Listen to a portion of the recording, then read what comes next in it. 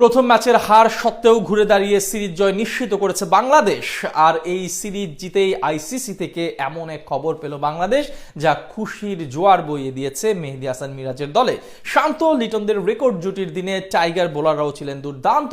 সাগরিকার পারে সিরিজ জয় নিশ্চিত হবার দিনে আইসিসি থেকে নতুন করে কি এমন খুশির খবর পেল লাল সবুজের বাংলাদেশ, সেটা নিয়ে বিস্তারিত জানবো প্রতিবেদন। সাগরিকার পারে সিরিজ নির্ধারণী ম্যাচে টাইগারদের সামনে এক চুলো পাত্তা পেল না নিউজিল্যান্ড। ব্যাটিং বোলিং দুই ডিপার্টমেন্টেই টম ল্যাথামের দলকে কোণঠাসা করেছে লাল সবুজেরা। ফলে অলিখিত ফাইনালে এক প্রকার এক পেশে জয় তুলে নিয়েছে মেহেদী হাসান মিরাজরা। আর এই এক জয়ে টাইগাররা রূপালী ট্রফিটা তো জিতেছেই, সাথে আইসিসি থেকে মিলেছে দারুণ সুখবর। উন্নতি হয়েছে টাইগারদের ওয়ানডে রেটিং এ। পাকিস্তানের বিপক্ষে সিরিজ জয় দিয়ে বছরটা বেশ দারুণভাবেই শুরু করে বাংলাদেশ।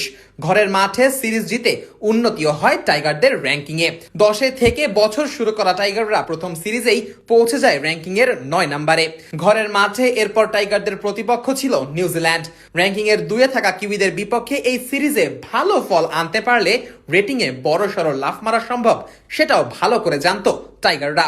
শেষ পর্যন্ত সেটাই হলো। 2-1 ব্যবধানে সিরিজ জয় নিশ্চিত করে ফলাফল নিজেদের পক্ষে আসা মাত্রই রেটিং এ বড়সড় উন্নতি হলো বাংলাদেশের।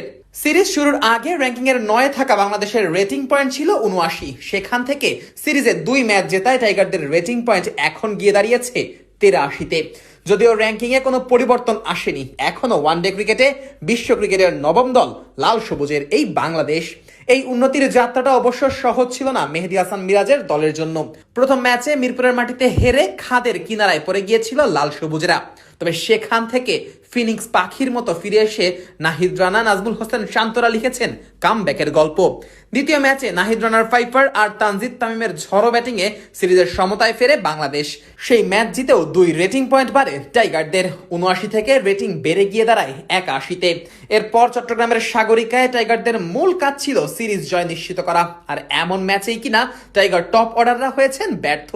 তামিম, সাইফ, সৌম্য কেউই রানের দেখা পাননি। তবে মিডল অর্ডারে নাজমুল হোসেন শান্ত আর লিটন দাসের রেকর্ড জুটিতে ভর করে 265 রানের সংগ্রহ দাঁড় করায় লাল সবুজেরা। আর এরপর এক প্রান্ত থেকে মোস্তাফিজের কবজির জাদু আর অন্য প্রান্ত থেকে নাহিদ শরীফুলের গতির ঝড়ে কোণঠাসা হতে হয়েছে নিউজিল্যান্ডের ব্যাটারদের। ফলাফল বাংলাদেশের এক সহজ জয়। আর এই জয়ে আইসিসির র্যাঙ্কিং এ 2 রেটিং পয়েন্ট বেড়েছে বাংলাদেশের। এদিকে শুধু দলগত র্যাঙ্কিং এ না, ব্যক্তিগত র্যাঙ্কিং এও উন্নতি হয়েছে লাল সবুজের ক্রিকেটারদের। 2 ম্যাচ শেষে আইসিসির প্রকাশিত র্যাঙ্কিং এ ব্যাটিং এ উন্নতি করেছেন সাইফ হাসান, তানজিদ হাসান তামিম, তাওহিদ হৃদয়রা। আবার বোলিং এ নাহিদ রানার উন্নতি হয়েছে একবারে 32 ধাপ। র্যাঙ্কিং এ এগিয়েছেন রিশাদ হোসেনও। সব মিলিয়ে আইসিসি থেকে শুধু সুখের গল্পই শুনছে মেহেদী হাসান মিরাজরা।